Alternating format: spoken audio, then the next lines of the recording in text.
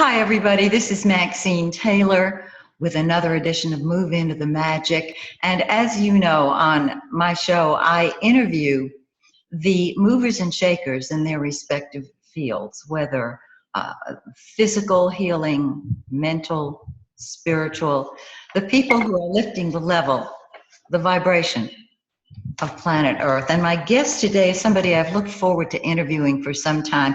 Many of you know her. Susan Shumsky is an internationally known teacher, a best-selling author. She's written 13 books, published by major companies. She is a spiritual teacher, and she is the founder of Divine Revelation, a unique technology for contacting the divine presence, for hearing and testing the inner voice that we are all open to, and receiving divine guidance. Her mentor was the Maharishi Mahesh Yogi. And I know that some of you just took a trip when I said that because you're thinking of the Beatles. Yes. That's exactly who it is. And so I invited Susan to be here today because she's written yet another book that I'm dying to share with you people. You're going to love it. Before we even get there, let me give you her contact information because we may not get a chance to get to it later. You can reach Susan at drsusan.org, DR standing for doctor, or divinetravels.com. I really love that site name. So without further ado, Susan, welcome to Move Into the Magic. I'm thrilled to be here with you today, Maxine. And your most recent book, which I love, is called Color Your Chakras. Now, it's a coloring book, and believe me, the minute I got it in the mail, I literally reached for my box of Crayolas because this, it brings out the child in us, but it also awakens the spiritual side within us because I knew that when I started coloring this, and I have not yet started, but I will, probably as soon as we end the show, I know it's going to awaken within me many things that I may not yet have looked at, or that I may have looked at and yet need to, see them again for the first time. So first of all, Susan, thank you for writing this adorable, incredibly informative book, and knowing that many people in our audience are familiar with the chakras. For those who may not be, will you please explain what they are and what the aura is and what prana is? Well, let's begin with prana. Prana is life force energy. It is the life within the breath, within sunshine, within food, within thought. It is that energy that gives life to all of life in the universe. Prana is also known as chi in China, and it's known as ki in Japan. So in our subtle body, in our subtle energy system, we have prana flowing through specific conduits of subtle energy that are called nadi, and in China they call those meridian. So that pranic energy, that life force energy, gives life to every sentient being on this planet, to everything on this planet, actually. In fact, not even just living things, non-living things also have prana in them because it is life itself. So that pranic energy is flowing through a subtle aspect of our body, and that's called the vital body or the vital sheath. In Sanskrit, they call that pranamaya kosha. So the pranic energy is flowing through that aspect of our subtle body, and it is keeping us alive. It is said in the ancient scriptures of India that when prana is in the body, that is defined as life, And when prana leaves the body, that is what is defined as death. So prana is what is keeping you alive. Otherwise, this physical form really has no life in it. It's our subtle body that is giving our gross physical body life. So the chakra system is made up of, it is contained within this pranic body, within this what we call pranamaya kosha. The nadis are flowing through this subtle body, and then when many nadis come together, they form a plexus or a center of subtle energy, and that is called chakra. Chakra means wheel. In Sanskrit, it's a Sanskrit word that means wheel because it has a hub, meaning that's where many of these nadis come together to form a hub, and it also has spokes because those are radiations of pranic energy. So the chakra system is actually what is regulating, maintaining, and giving life to your physical body. Without the chakras and the nadis, you would not be alive. The chakras are invisible, however. You can't see them, not even with a microscope. That's because they're in another dimension. They're in a subtler dimension. That's the reason why Orthodox medicine doesn't give any credence to the chakras or the nadi or anything. However, that really is life itself. It is what's keeping you alive. Absolutely, absolutely. I'm with you all the way. Now, the Kundalini force, which we are all familiar with. I shouldn't say all. There may be people out there who are not. Would you explain what the Kundalini energy is, what it does, and why it is so necessary? Yes. Kundalini, kundal means curled up. So kundal means curled up energy. Kundalini is curled up energy or coiled up energy. It's also called the mystic coil. And it is at the base of your spine in what we call root chakra. There are 7 major chakras, and the one at the base of your spine is called root chakra or mula chakra. So muladhara chakra. So that chakra contains it's the seat of Kundalini.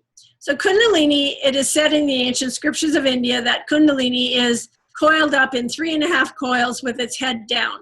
Head down means it's asleep. So in average individuals, Kundalini has not woken up at all. It's simply curled up, sitting there. Potential is there, latency is there, but it hasn't risen up. Means it hasn't gone up the spine through the spinal column. So Kundalini is sitting there completely asleep. However, if a person has some supernormal abilities or even creative capacities, if a person is creative or they're interested in higher aspirations, or if they have certain abilities, that means Kundalini has woken up to some degree. And we can wake up Kundalini. It's possible for us to force it to flow up the spine through using spiritual practices. So there is a nadi. Remember I said nadi is a conduit of subtle energy. There's a nadi called Sushumna nadi. Sushumna nadi runs up through the spine, through the spinal column, even though, remember, it's not in your gross physical body, it's in your subtle body. But that's where it's located. It's located along the spine. And at its lower end, Sushumna nadi is usually closed. But through practices, spiritual practices, we can force it to open. And then Sushumna will flow up through that central canal called Sushumna. And as it does that, it awakens the various chakra centers, awakens all the way up, and flows all the way up to the top of your head. Now, let me ask you, why do we want to awaken it? Why do we want it to flow? What is it that it gives us that is so, I know I'm asking for people out there who want to know, well, why do I want to do that? Yes, and the reason you want to do that is because you want to develop yourself. You want to become all that you can be. You want to develop your full potential. So this subtle energy, Kundalini, that flows up through the central canal is the most important nadi for spiritual development and also for creative development. Really, if you want to develop your creative potential and if you want to have more charisma, be more successful, have a more magnetic personality, you'll have more of all of that when you awaken Sushumna. And in fact, when you have more prana flowing through your subtle body altogether, it gives you greater influence, greater magnetic attraction, more success. All desirable qualities to have. Let me ask you this.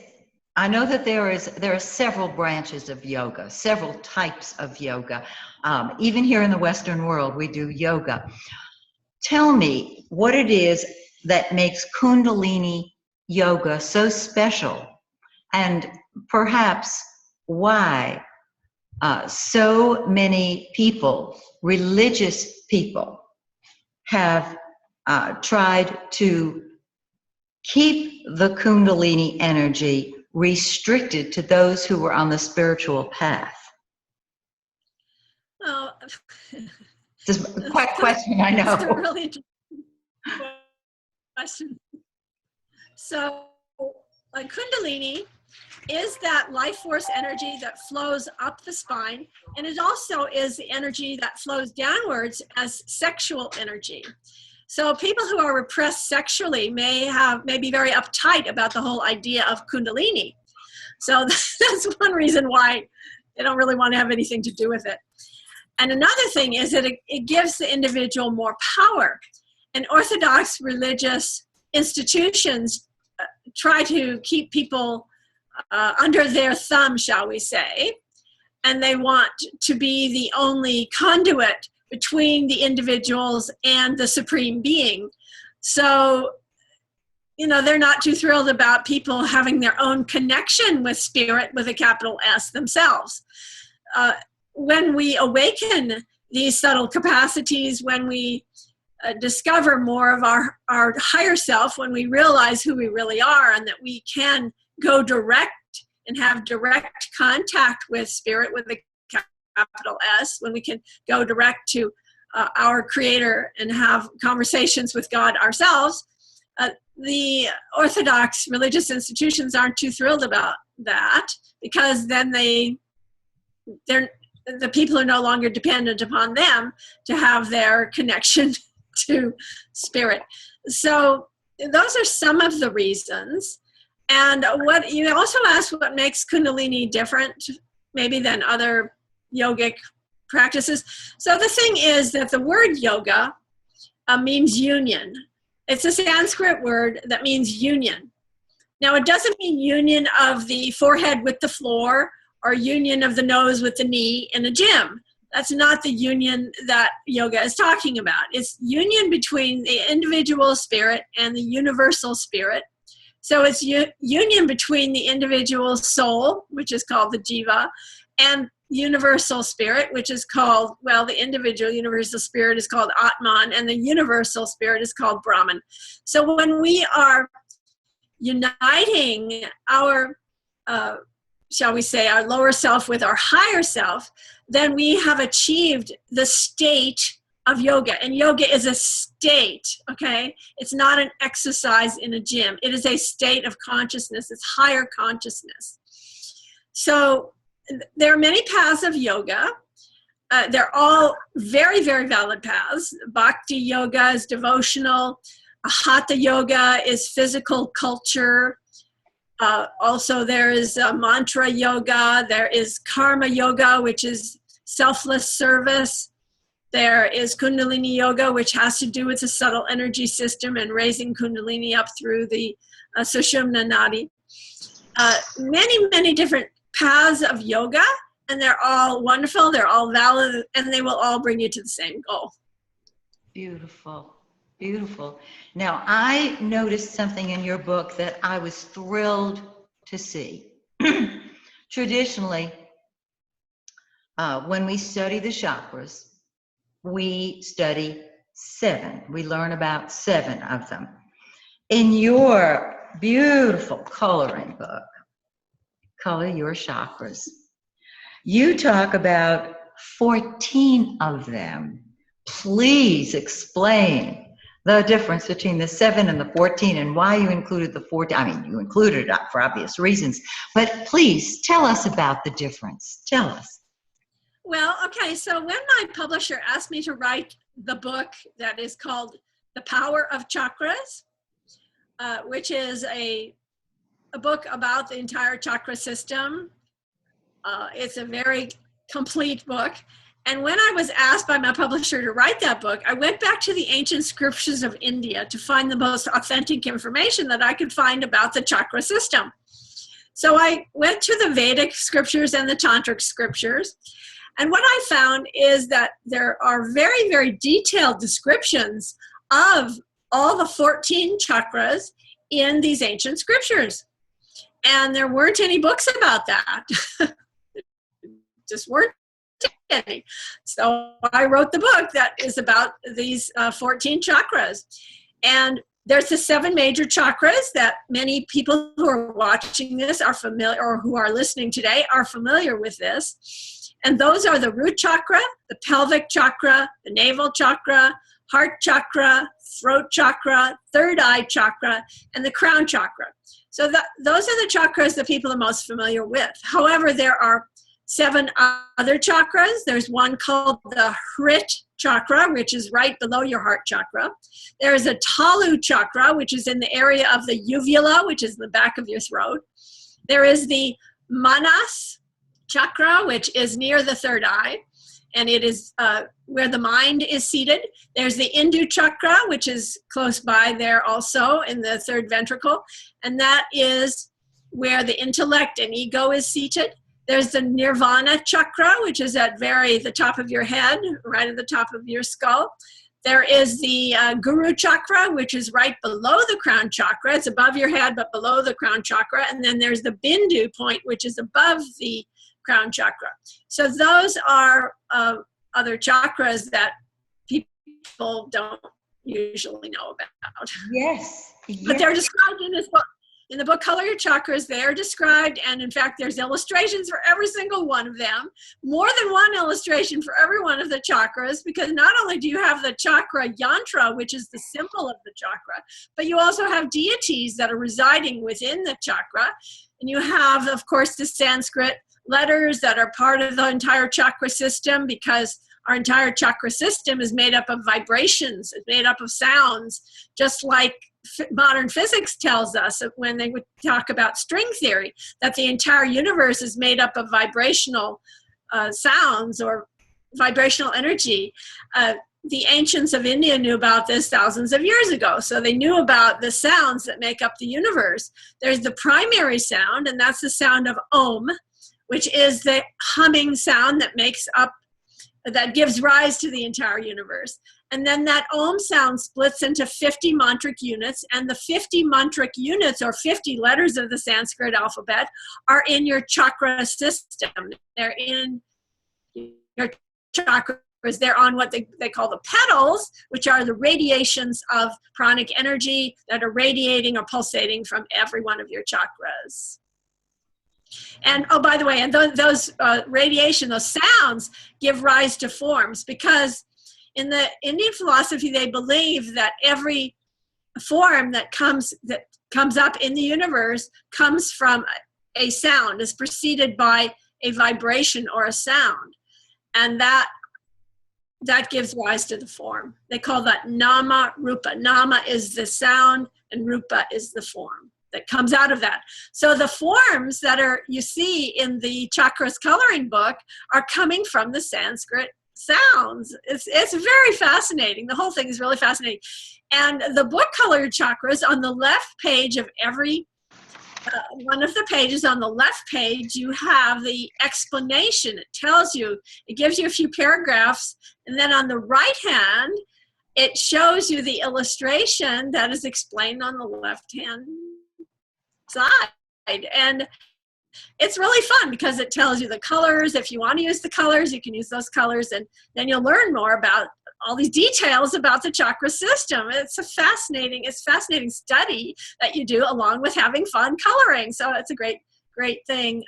You can awaken your chakras through doing this really playful activity of coloring. Now, in my book, The Power of Chakras, it explains, of course, the entire chakra system in great detail. If you want to learn more, you can just read the book, The Power of Chakras. But this coloring book is a great way to start, because you'll find, I assure you, you're going to learn a lot from this little coloring book. You're going to really learn a lot, because hardly anybody knows about this esoteric information. It is highly esoteric, and it's just not, you don't find it anywhere else. Well, I'm so glad that I got a copy of this book. It just, as I looked through it, I thought, this is not your child's coloring book, although I know it's for both children and adults. It is filled with so much information. And of course, as an astrologer, you can imagine my next question to you. I know that there is a correlation between the days of the week, the planets, and the chakras. Will you please explain that to us? There is. Yes, according to ancient Jyotish, or Vedic astrology, which is the Indian system of astrology, which is based upon the sidereal system, and it's also an equal house system. It's different than a tropical zodiac. It's totally different because it takes into account the precession of the equinoxes.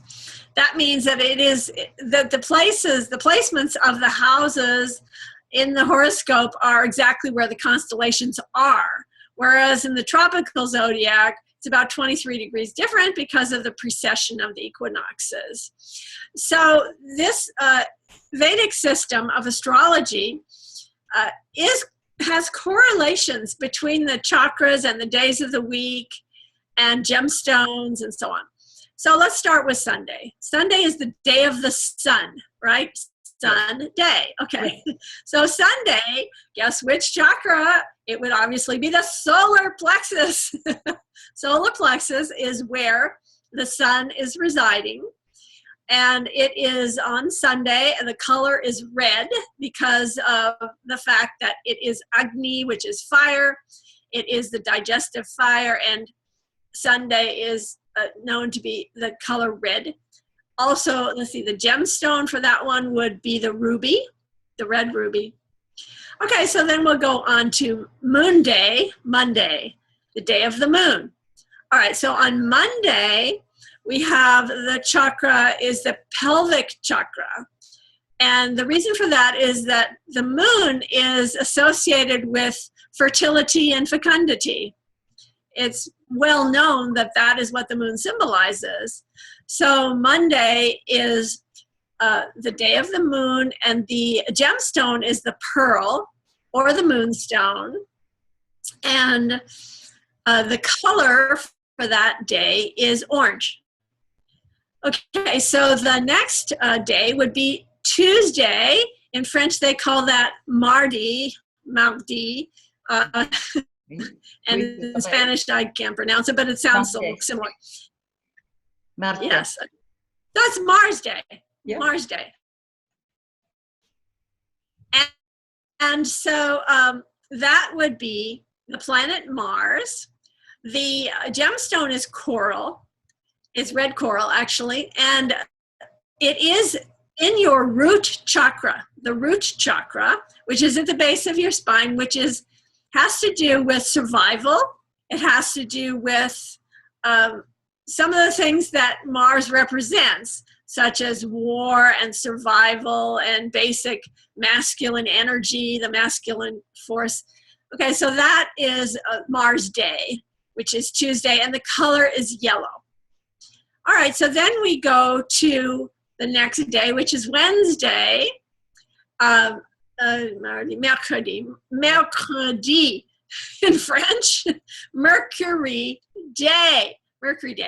So Wednesday is Mercury Day, and the gemstone is the green emerald.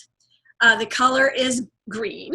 It's a green emerald day, and it is associated with the mind. Mercury's always been associated with mental activities and the mind, and it is located, guess where? Up here, in the area of the brain.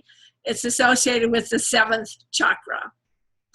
Okay, so then the next day we have Jeudi, which is Jupiter Day. Okay, Jupiter Day. And Jupiter Day, in Sanskrit, the planet Jupiter is Guru. That's the name of the planet, Guru. So Jupiter is situated in your third eye. It's situated in the third eye area, which is right in the center of your head, in your pineal gland. And Jupiter Day is a blue color, and it is the planet Jupiter. And the gemstone is the yellow topaz. Yellow topaz is the gemstone for that particular day and that particular chakra. Okay, so then the next day is Vendredi, Friday, which is Venus Day. Venus Day, Vendredi. So on Venus Day, we have the diamond, and it is associated with the throat chakra. And why is that? Because Venus is expression, artistic expression. It's how we express ourselves. Venus represents expression. Obviously, we express ourselves when we're speaking from the throat, you know. So that's the throat chakra. And the gemstone is diamond. Okay. And the color, I forgot. No, I didn't forget. Jupiter was blue, and Venus is indigo. Indigo is the Venus chakra. And week is Saturn Day, and Saturday is in the heart chakra. Saturday is in the heart chakra. And why would that be? Because Saturn represents contraction and expansion. Contraction, expansion. That's what the heart does. It beats. So Saturn Day is in the heart chakra, associated with the heart chakra. It is the color is violet, and it's associated with the gemstone, the blue sapphire. Blue sapphire. Susan, I could talk with you all day. I know that everybody is going to want to get a copy of this book, and of course your other books, which I'm sure are all available on Amazon. Thank you for being my guest today. And everybody, please join me again next time when once again we move into the magic. And remember, when you change the way you look at things, the things you look at change. See you all next time.